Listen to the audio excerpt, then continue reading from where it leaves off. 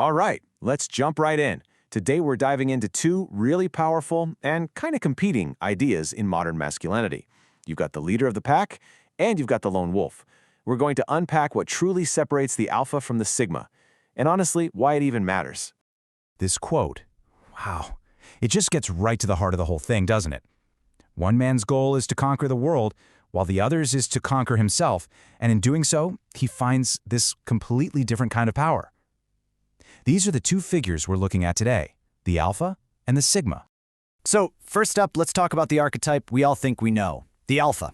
You know, the classic hero, the warrior king, the man at the very top of the pyramid. But let's actually look at what's going on beneath that surface. The key thing to grab onto here is the focus on social structure. An alpha's identity is literally forged within a group. He needs a tribe to lead, he needs a hierarchy to climb. So his power isn't just a personal thing, it's fundamentally social. It's defined by where he stands in relation to everybody else.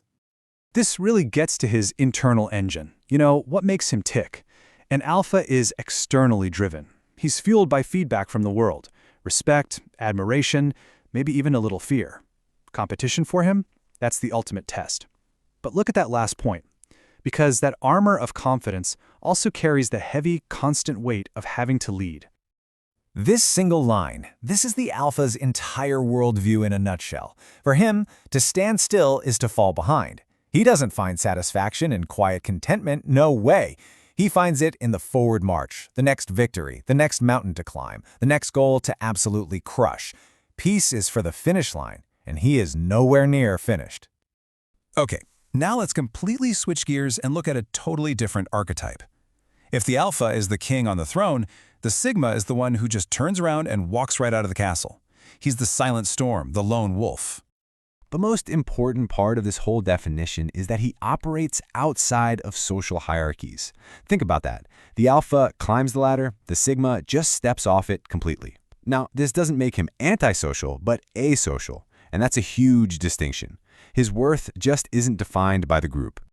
And his entire psychology just flows from that idea. He's internally driven, he's looking for alignment inside himself, not validation from others.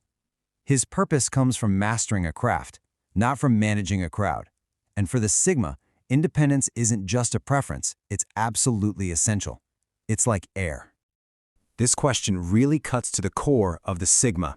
Where the alpha's game is all about winning in the external world, the sigma's game is about authenticity in his internal one. See, his ultimate prize isn't a trophy. It's that feeling that he is living in complete and total alignment with his true self. Okay, so we've got our two players on the board, the king and the lone sage. Now let's put them side by side and really see how they stack up across the most important areas of life. When it comes to what drives them, they are just polar opposites. An alpha gets triggered by a challenge. You tell him he can't do something, and he will. A sigma, he gets triggered by being controlled. You tell him he must do something, and he'll just walk away. One is fueled by winning, the other is fueled by freedom. This perfectly sums up their different styles. The alpha's power is a clear call to action, a shout, follow me. The sigma's influence is more like a subtle puzzle, a whisper, find me if you can. He leads by example, inspiring only the people who are willing to actually seek him out. In relationships, the difference is just as sharp. The alpha loves like a general. He's protective, he's loyal, and he wants a partner to build an empire with. He thrives on respect. The sigma, on the other hand, well, he loves more like a ghost. He can be incredibly intense, but he's hard to pin down. He needs a partner who doesn't just admire him, but who understands his silence and his need for space. And what about success? How do they see it? For the alpha, it's dominion. It's tangible stuff. Titles on the door, numbers in the bank account, influence over people. For the sigma, success is just one word: autonomy. It's the freedom to live life on his own terms. His ultimate trophy isn't a round of applause, it's a quiet mind. So here it is, the final showdown. You can see how every single core trait is a mirror opposite. The alpha's drive for dominance and impact is all about shaping the external world. The sigma's pursuit of autonomy and authenticity, that's about mastering his internal world. One wants to shape the game, the other wants to be free of it. So after all of that, which one is better, the leader or the lone wolf? Well, that's where this whole thing takes a bit of a turn, because the answer might just be that this is the completely wrong question to be asking. And here it is. This is the real takeaway. True power isn't about choosing one box over the other.